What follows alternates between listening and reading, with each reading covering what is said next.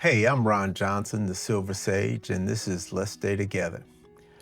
So I hear so much noise on social media and sometime in my private practice about negativity, about negative relationships. I just hear so much noise over and over again about men just kicking crap on females and females kicking crap on men that I just wanted to take a minute to distress in my channel, Let's Stay Together, that you know what, there are some healthy long-term relationships still available, and there are a lot of things that we can learn from them. In fact, I happen to be in one. I've been with my wife Helen over 30 plus years, since 1986, and I think we have a really, in fact, as a professional in the counseling field, I know that we have a very healthy relationship. But I wanted to kind of use this as an opportunity to share some of my knowledge and talk about some of the positive aspects of being in a long-term healthy relationship. So I also want to give you some tips that can help you improve your relationship. So hopefully you can get to where my wife and I might be, or where my wife and I are right now. So, well, let me first start off by just sharing our love story, right? How we met. So back in the early 80s, back in the mid 80s, I was working part-time at a bank, and I was working on a Saturday. Me and my best friend, we were working there, and we had these open air cubicles, and in walked this phenomenal, beautiful young lady. And I just stopped in disbelief. And me and my friend looked at her, and we looked at each other. And then my man said, "Hey, listen, you don't remember her from high school? We used to see her all the time at the high school dances that we used to attend." And I didn't have a clue. And the thing was, I probably did meet her, but when I was in high school, I wore these Coke bottle glasses. And so I just wasn't one to really go ahead and put those glasses on and go into high school dances, because from where I'm from, if you wore those type of glasses, it was just, the kiss of death when it came to relationships. So I did not wear those out, but my man said he saw her. And so, when he saw her that day, he was taken aback just like I was. And he said, "Hey man, listen, I'm gonna get that.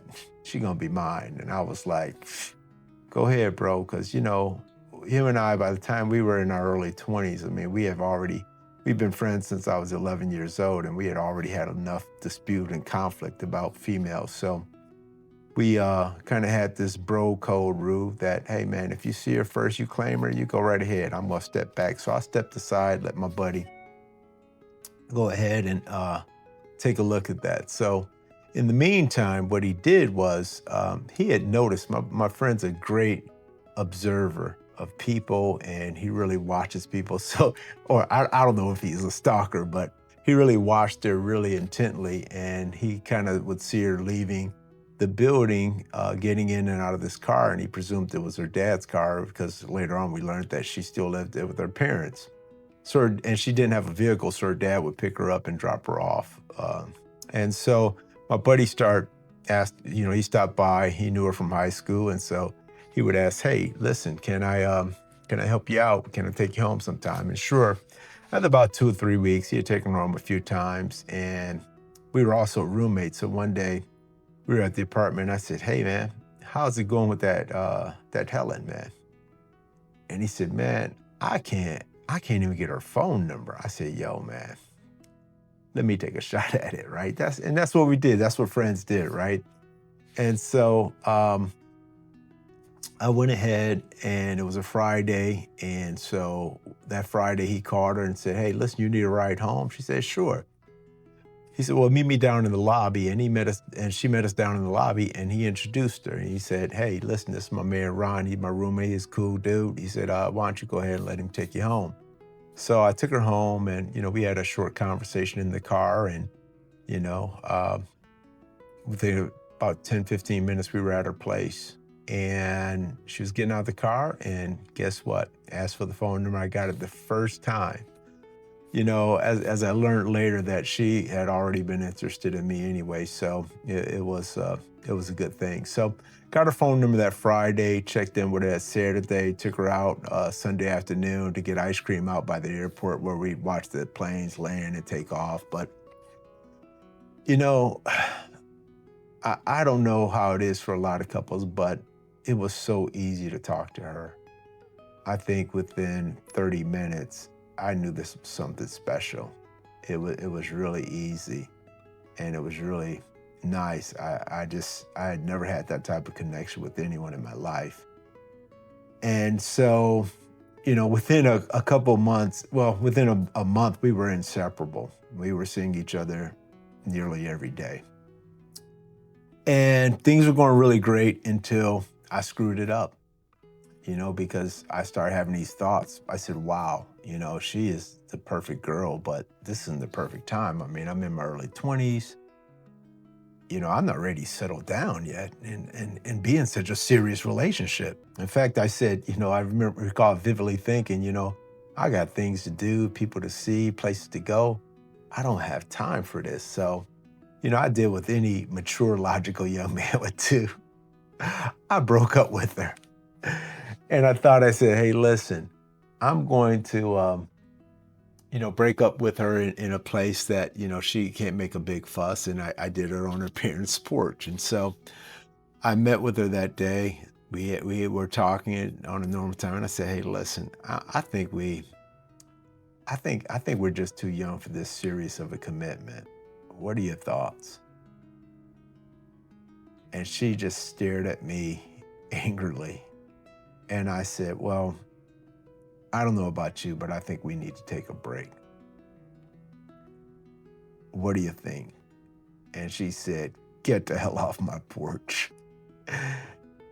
And we broke up. And immediately I felt a heaviness in my chest, but I felt that I felt that this was really important to me at this season of my life. And so fast forward a couple days later, maybe, I don't get the exact day, maybe it was 3 to 5 days later, I was in their neighborhood and I said, well, let me stop by her place and console her because I'm sure that she's having a tough time. And I went by her parents' house and I talked to her mom and she informed me, she said, well, she's around the corner at one of her girlfriend's house. And I knew the girlfriend, so I drove around the corner. And as I pulled up in front of the house, I looked on her girlfriend's porch and I was shocked again because there was my future wife receiving a big bouquet of flowers from some guy I didn't know.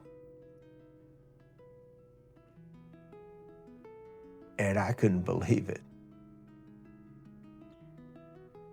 I was in shock. I began revving my engine of my car. I was like, because I wanted to get their attention. And when they looked up, I just threw my engine in gear and I just burnt rubber halfway down the street.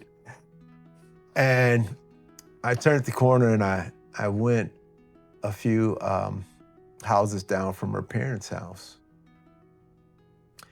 And I couldn't believe it because it was like I had became what I was calling my buddy, my best friend who would kind of stalk her to see what she was doing. I'm sitting there in front of her parents' house, just stalking her, waiting for her to return home.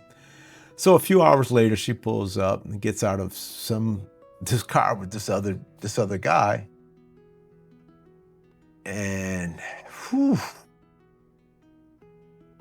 I was hurting. He walked her to the porch and he got back in his car and left. And I got out of my car. It's like, hey, Helen, I yelled across the street and she was startled. And I said, hey, let me talk to you for a minute. And I went up there and I said, hey, listen, I don't know who that guy was. And I don't even want to hear about it. I don't care. I just want from now on to be your man and you to be my girl. And that's it. That's what I want. And she nodded, and I kissed her forehead, and we've been together ever since. Now, the amazing thing is that, you know what, a healthy relationship takes a lot of work. But when you got the right one, it's pretty easy. The work is still hard, but it's a work of love. And so what I mean is that I